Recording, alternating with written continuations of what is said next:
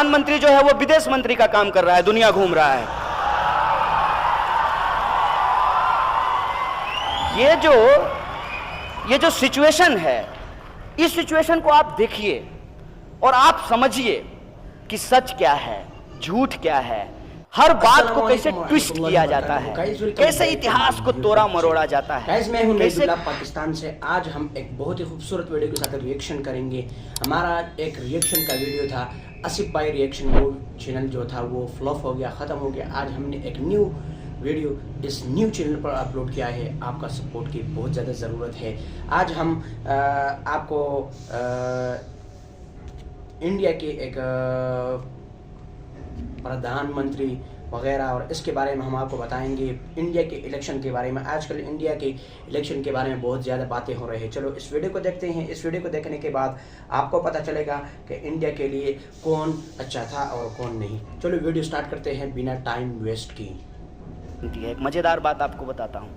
लाल बहादुर शास्त्री संविधान लागू होने के बाद 1952 में, संविधान लागू होने के बाद देश के पहले रेल मंत्री बने 1952 में, और लाल बहादुर शास्त्री रेल मंत्री बने। इत्तेफाक देखिएगा, पैदा कहाँ हुए? मुगल सराय में। मुगल सराय स्टेशन का नाम बदला गया। किनके नाम पे रखा गया? क्या थे दीनदयाल उपाध्याय? रेल मंत्री थे, वित्त मंत्री थे, प्रधानमंत्री थे देश के। किसान आंदोलन में शहीद हो गए थे क्या? कि मजदूरों के आंदोलन में शहीद हुए थे? हिंदू मुसलमान का जो खेला चल रहा है उसके लिए एक सुटेबल नाम है दीनदयाल उपाध्याय। और रेल मंत्री थे लाल बहादुर शास्त्री, मुगल सराय में ही पैदा हुए, और रेल मंत्री रहते हुए एक रेल दुर्घटना हो गई थी तो उन्होंने इस्तीफा दे दिया था। ये है राजनीतिक मूल्य। और वो राजनीतिक मूल्य आज कहाँ पहुँच गया है? वो राजनीतिक मूल्य वहाँ पहुँच गया है कि पहले 2.5 साल तक जेटली जी ने बताया नहीं कि माल्या से वो मिले हैं, बताया कि माल्या से मिले हैं, इंतजार करते रहे। सेटिंग किया होगा कि माल्या को कि मत बोलना यार कि तुमसे मिले थे। माल्या कहा कि नहीं, पैसा तो हम लेकर के आए हैं, हमको वापस देश बुलाओ। बोला अभी आओगे, चुनाव है यार, सब गड़बड़ हो जाएगा। तो माल्या ने कहा कि नहीं, हम मिले थे। जब माल्या ने कहा कि हम मिले थे तो जेटली भी बोले कि हाँ हम भी मिले थे, थोड़ी देर के लिए मिले थे। मुझे माल्या पे भरोसा नहीं है, बिल्कुल भी भरोसा नहीं है। जो 9,000 करोड़ रुपया लेकर के भाग जाए उस पर कैसे भरोसा कर सकते हैं? कोई मेरा 9 रुपया लेकर के भाग जाएगा, हम उस पर भरोसा नहीं करेंगे। वो तो 9,000 लेकर के भाग गया है। हम अपने देश के वित्त मंत्री पे ही भरोसा करना चाहते हैं। जैसे हम देखे हैं, लाल बहादुर शास्त्री भी रेल मंत्री थे, महात्मा गांधी थे, तमाम तरीके के लोग थे। क्या ये भरोसे के काबिल हैं? इन पे भरोसा किया जा सकता है? ये पहले नहीं बताए कि मिले थे। जब माल्या ने कहा कि मिले हैं तो इन्होंने कहा कि हम मिले थे, थोड़ी देर के लिए मिले थे, तुरंत बीजेपी आ जाती है। एक तो इनके जो सारे मंत्री हैं, एक मंत्री तो बोल दिया यहाँ तक कि विपक्ष के उलझुल सवालों का जवाब देने के लिए प्रधानमंत्री नहीं है, हम जवाब देंगे। तो कानून मंत्री का जो सवाल होगा उस पर गृह मंत्री बोलेंगे, गृह मंत्री के सवाल पे वित्त मंत्री बोलेंगे, वित्त मंत्री पे रक्षा मंत्री बोलेंगे। कोई भी मंत्री अपने मंत्रालय से जुड़ा हुआ बात नहीं बोलेगा, बाकी दुनिया भर की बात बोलेगा। मेरे जो है एक मित्र ने हमको एक दिन इनबॉक्स किया, बोला कि एक भाजपा का स्पोक्स पर्सन आता है, डॉक्टर कहता है अपने आप को, तो बोला उससे पूछिएगा कि 2 जोड़ 2 बराबर कितना होता है, तो पहले चेक करेगा कि कांग्रेस के वक्त में कितना होता था। अरे तब भी 4 होता था, अब भी 4 होता है और आगे भी 4 होगा, इसमें क्या दिक्कत है? हर बात के लिए बात को गुमराह कैसे करना है। तो वित्त मंत्री के बचाव में आई भाजपा, और भाजपा ने कहा कि नहीं, उस दिन तो वित्त मंत्री पार्लियामेंट गए ही नहीं थे। एक लाल बहादुर शास्त्री थे, वो रेल जो है ट्रेन नहीं चला रहे थे, ट्रेन जो है ट्रेन का ड्राइवर चला रहा था। लाइनमैन का काम है लाइन चेक करना, लेकिन रेल मंत्री ने जिम्मेवारी लेते हुए कहा कि हम इस्तीफा देंगे क्योंकि हम रेल मंत्री हैं, हमारे राजकाज में रेल की दुर्घटना हुई है। रोज रेल दुर्घटना हो रही है, और मैं आपको विश्वास दिलाना चाहता हूं कि आपको रेल मंत्री का नाम भी याद नहीं होगा, क्योंकि कोई भी मंत्री अपना काम करेगा तब तो उसका नाम आपको याद रहेगा। अब देश का प्रधानमंत्री जो है वो विदेश मंत्री का काम कर रहा है, दुनिया घूम रहा है।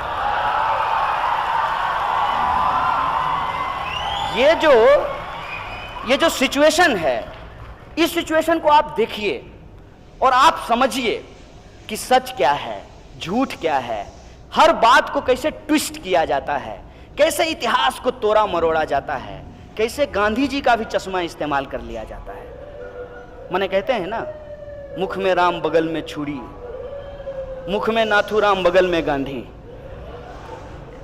ये कैसे इस्तेमाल कर रहे हैं? सब कुछ कहेंगे, गांधी जी महान आदमी थे, गांधी जी अपना पखाना साफ करते थे, गांधी जी सादा जीवन उच्च विचार करते थे, और गांधी जी का कोई भी चीज अपने ऊपर लागू नहीं कराएंगे। ना सादा जीवन उच्च विचार लागू करेंगे, ना रूरल इकोनॉमी को लागू करेंगे, ना किसानों की आत्महत्या पे कुछ बोलेंगे, ना गांधी की हत्या पे कुछ बोलेंगे। कोई एक मंत्री, कोई एक बड़ा नेता, कोई एक रेस्पॉन्सिबल व्यक्ति जो खुल करके कहे कि गांधी की हत्या नाथूराम गोडसे ने की, इसलिए हम नाथूराम गोडसे को आतंकवादी समझते हैं, नाथूराम गोडसे को मुर्दाबाद कहते हैं, किसी में हिम्मत नहीं है ये कहने की। और अपनी नाकामी को छुपाने के लिए सारा का सारा दोष जो है वो किसी और के सर पे मढ़ देना है। मसलन कि भाजपा ने कहा कि एनपीए जो है वो तो कांग्रेस के टाइम पे हुआ था, करप्शन जो है वो तो कांग्रेस के टाइम पे हुआ था। कांग्रेस के टाइम पे महंगाई नहीं थी क्या? तब पेट्रोल महंगा नहीं मिल रहा था? अरे किसान आत्महत्या तो कांग्रेस के वक्त में भी होता था। हम स्वीकार करते हैं भाई कि यह सारी समस्या जो है 2014 से शुरू नहीं हुई है, ये हम स्वीकार करते हैं। लेकिन अगर ये आप कह दें कि तू चोर मैं चोर इसलिए चोरी बहुत अच्छा है, ये तो हम मानने के लिए तैयार नहीं है। ये तो जवाब नहीं होता है। तू चोर मैं चोर इसलिए चोरी मुद्दा नहीं है, इसको हम कैसे मान लें, इस देश के नौजवान कैसे मान लें, ये सवाल मैं आपके सामने रख रहा हूं। एनपीए था, करप्शन था, इन जो समस्याएं हैं, इस समस्या से ही निजात के लिए लोगों ने आपको प्रधानमंत्री बनाया, नया सरकार चुन करके लाया।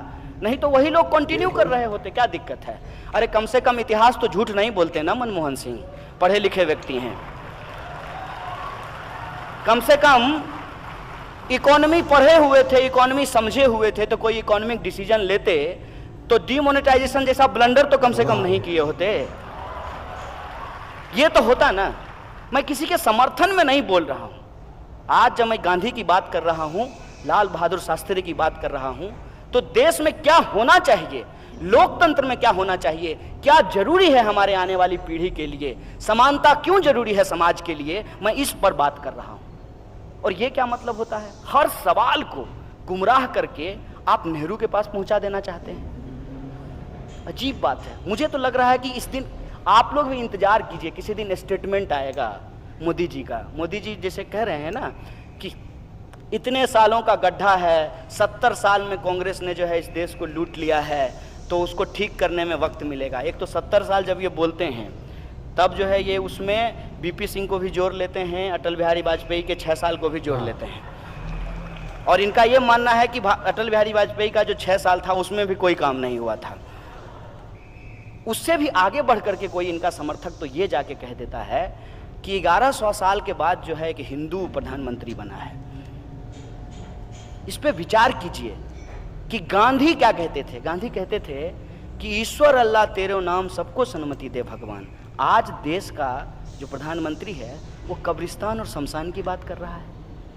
आप हिंदुस्तान की बात कीजिए, आप कब्रिस्तान और शमशान की बात क्यों कर रहे हैं? आपको हिंदुस्तान की बात करने के लिए इस देश का प्रधानमंत्री बनाया गया है। जबरदस्त। लेकिन आप हिंदुस्तान की बात नहीं करेंगे। ये जो सिचुएशन है, इस सिचुएशन में हमको ये विचार करना पड़ेगा कि हम किस तरीके से देश का निर्माण करेंगे। और देश का निर्माण करने के संबंध में एक इम्पॉर्टेंट बात मैं आपको बता दूं।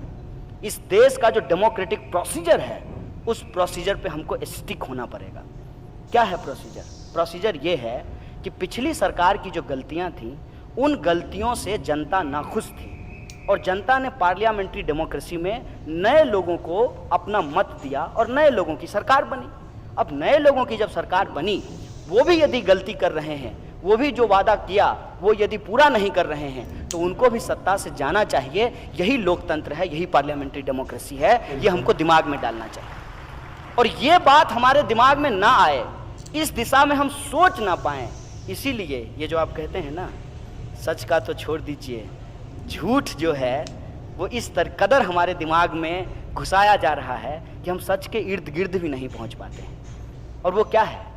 साफ साफ कहते हैं कि एनपीए कांग्रेस के वक्त में इतना लाख करोड़ हो गया था, होगा, लेकिन आपसे तो हिसाब हम तब का पूछेंगे ना जब आप अप्रैल 2014 से लेकर के अप्रैल 2018 के बीच में 3,16,000 करोड़ रुपया जो है लोन का, कॉरपोरेट लोन का माफ़ कर दिए हैं वित्त मंत्री रहते हुए। ये सवाल तो हम आपसे पूछेंगे ना, कि ये सवाल जो है हम पूछने के लिए इंदिरा गांधी से जाएं, ये सवाल पूछने के लिए हम नेहरू से के पास जाएं, ये प्रश्न है। और ये सवाल जब आप पूछेंगे तो साफ साफ आपको कह दिया जाएगा कि कांग्रेस ने जो गलती की है उसकी वजह से आज जो भी समस्या है वो देश जूझ रहा है। तो कल को अपनी नाकामी छुपाने के लिए प्रधानमंत्री कह देंगे कि पिछले 5 साल में हम कुछ इसलिए नहीं कर पाए क्योंकि हम कांग्रेस के वक्त में पैदा हुए थे। इस बहानेबाजी का क्या मतलब है? और हम एक आइडियोलॉजिकल प्रश्न आपसे पूछ रहे हैं, लोकतंत्र के हवाले से ये सवाल हम आपसे पूछ रहे हैं कि लोकतंत्र को कैसे चलना चाहिए, लोकतंत्र में क्या जरूरी है, और लोकतंत्र में जो हमने पढ़ा है, माने हम डिग्री भी दिखाने के लिए हमारा डिग्री देख लीजिए, हमने जो पढ़ा है, हमने ये पढ़ा है कि लोकतंत्र में लोग सबसे इंपॉर्टेंट होते हैं। और आज लोग के सवाल को अलग अलग तरीके से गुमराह किया जा रहा है। बुनियादी सवाल क्या है? बुनियादी सवाल ये है कि देश के भीतर शिक्षा में बजट कटौती क्यों की जा रही है? यदि इस देश के गरीब लोग नहीं पढ़ेंगे, इस देश के आम आवाम नहीं पढ़ेंगे, इस देश में महिलाओं को शिक्षा नहीं मिलेगी तो देश आगे कैसे बढ़ेगा? सबसे बुनियादी चीज़ है शिक्षा। शिक्षा में लगातार बजट कट किया जा रहा है। जो किसान हैं, जो सबके लिए अनाज पैदा करते हैं, सबका पेट भरते हैं, प्रधानमंत्री जी के लिए भी मशरूम वही उगाते हैं, किसान ही उगाते हैं, वो किसान आत्महत्या कर रहे हैं, ये सवाल है। मजदूरों को उनकी न्यूनतम मजदूरी नहीं मिल रही है। आए दिन सफाई कर्मचारी गटर में उतर करके जहरीली गैस से मर जा रहे हैं। और सरकार के जो समर्थक हैं वो अजीबोगरीब बयान देते हैं। एक तो जज साहब हैं, मैंने न्यायपालिका भी रो दी होगी उनके उस सवाल से। एक जज साहब ने कहा कि मोर मोरनी के आंख में आंसू डाल देता इसलिए बच्चा पैदा होता। हमको तो सुन करके लगा कि हिंदू धर्म तो नहीं खतरे में है, लेकिन इस देश में विज्ञान, लॉजिक, गणित, दर्शन, इतिहास ये जरूर खतरे में है। इस तरीके की बातें जो है वो की जाती है। और ये आप मत समझिए कि ये ऐसे ही किया जाता है, ये जानबूझ करके किया जाता है, क्योंकि ये एक डिजाइन है। डिजाइन ये है कि इतनी बार झूठ बोलो कि वो झूठ को ही लोग सच मानने लगे। और इसीलिए ये बात आज बार बार बोली जा रही है कि politics is all about perception. No man, politics is just not all about perception. Politics is all about perspective, that is more important, that we have to understand. और पर्सपेक्टिव क्या होता है? पर्सपेक्टिव ये होता है कि देश में यदि इनइक्वलिटी है, डेमोक्रेसी नहीं बची रहेगी। और उस इनइक्वलिटी को टिकाए रखने के लिए ये कम्युनलिज्म, कास्टिज्म, पेट्रियार्की, ये अलग अलग तरह के जो रिग्रेसिव स्ट्रक्चर हैं सोसाइटी के, उसको दोबारा मजबूत किया जाएगा, उसको दोबारा ठीक किया जाएगा। अभी एक नया ऐप आया है, देश के किसी भी मंदिर के पुजारी से उस ऐप के द्वारा आप अपने घर में पूजा करवा सकते हैं। नहीं कराइए, कोई दिक्कत नहीं है। हिंदू धर्म को मानिए, उसमें भी कोई दिक्कत नहीं है। लेकिन ये तो सोचिएगा ना कि आप कौन से हिंदू होना चाहते हैं। जय श्री राम बोल करके किसी गर्भवती महिला का पेट फाड़ करके उसकी बच्चा को तलवार की नोक पे लहराने वाला हिंदू होना चाहते हैं, या गांधी की तरह इस देश में हिंदू मुसलमान एकता के लिए हे राम बोलते हुए सांप्रदायिक की गोली खा करके मर जाना चाहते हैं? ये आपको तय करना है। ये आपको तय करना है कि आपको किस तरीके का लोकतंत्र चाहिए। आपको ये लोकतंत्र चाहिए जहां देश के प्रधानमंत्री को प्रधानमंत्री के बतौर नहीं, शेर के बतौर प्रस्तुत किया जाता है। अब बताइए, आप प्रधानमंत्री चुने थे ना, इनके समर्थक कहते हैं कि शेर हैं। हम बोले शेर हैं तो जंगल में क्या कर, मैंने यहाँ क्या कर रहे हैं? शेर तो जंगल में रहता है या चिड़ियाघर में रहता है। एक बात और बोले, एक बार एक ऐसे ही इनका समर्थक हमसे उलझ गया। अमूमन हम उलझते नहीं हैं, लेकिन उलझ गया। बोला तुम क्या बोलोगे, प्रधानमंत्री हमारे शेर हैं। हम बोले सुनो दोस्त, किसी शेर को किसी इंसान के गले में पट्टा डाल करके घुमाते हुए देखे हो? ये काम भी इंसान ही करता है कि शेर के गले में पट्टा डाल करके उसको घुमाता है। हम इंसान हैं और हमको इंसान ही होना पसंद है। और तुमको अगर लगता है कि सही में ये इतने मजबूत व्यक्ति हैं, तो फिर क्या जरूरत है? और बताइए, राफेल खरीदने का जरूरत है? क्या क्या करेंगे खरीद करके? प्रधानमंत्री को बॉर्डर पे खड़ा कर दो, प्रधानमंत्री जो है बोल बोल करके पाकिस्तानियों को मार देंगे, इतना फेंकेंगे, इतना फेंकेंगे। चारों खाने चित, चारों खाने चित।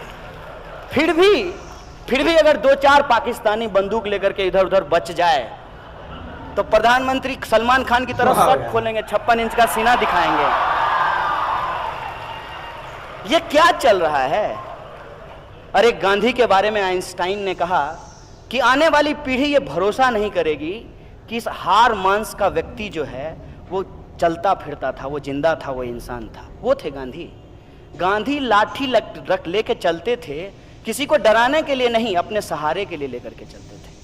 आधी धोती पहनते थे, आधी धोती लपेटते थे, और डिग्निटी के लिए उन्होंने खुद चरखा उठाया, अपना बाथरूम खुद साफ किया, देश की मजबूती के लिए रूरल इकोनॉमी की बात की, देश में हिंदू मुसलमान एकता के लिए ना सिर्फ बात की बल्कि जान गंवा दी। और आज गांधी के नाम पे, गांधी के इस देश को हम जिस तरफ लेकर के जा रहे हैं, मैं समझता हूं कि वो रास्ता अंधकार और गड्ढे का रास्ता है। गांधी के रास्ते पे हमको चलना पड़ेगा, भगत सिंह के रास्ते पे हमको चलना पड़ेगा, बाबा साहब भीमराव अंबेडकर के रास्ते पे हमको चलना पड़ेगा। और इन तीनों में सबसे जो इंपॉर्टेंट चीज है मैं वो बता रहा हूं कि इन तीनों में कॉमन ये था कि ये तीनों हर प्रकार की असमानता के खिलाफ थे और समानता के पक्ष में थे। और जब तक हम इक्वलिटी को एस्टेब्लिश नहीं करेंगे सोसाइटी में, देश मजबूत नहीं हो सकता है। और देश में इक्वलिटी को एस्टेब्लिश करने के लिए आज जरूरत इस बात की है कि जो कॉरपोरेट मोनोपोली है, उस कॉरपोरेट मोनोपोली को ब्रेक करके इस देश के भीतर जो छोटे छोटे इंटरप्रेन्योर्स हैं, जो स्मॉल स्केल इंडस्ट्रीज में काम करने वाले लोग हैं, जो मीडियम स्केल इंडस्ट्रीज में काम करने वाले लोग हैं, उनको हमको प्रमोट करना पड़ेगा। ऐसी थी आज की वीडियो, जो कि इसने प्रधानमंत्री यानी प्राइम मिनिस्टर और मुल्क की जो वज़ीर आज़म है उसके बारे में इन्होंने इंडिया की शुरू से लेकर आखिर तक, आज तक मोदी की सरकार तक आज के तमाम पोल खोल दी है। और जो आपने इस वीडियो में देखा, अगर वीडियो पसंद आए तो हमारे चैनल को ज़रूर सब्सक्राइब करें और बेल आइकन को प्रेस कर दें ताकि हमारी आने वाली खूबसूरत वीडियो आप तक वक्त पर पहुंचती रहे। वस्सलाम।